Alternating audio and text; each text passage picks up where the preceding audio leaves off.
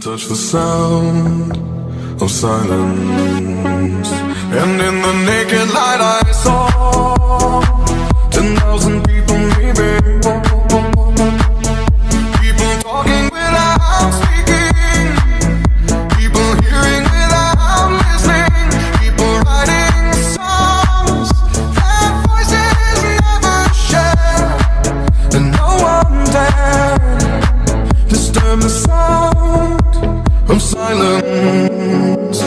Fools said, you do not know. Silence like a cancer grows.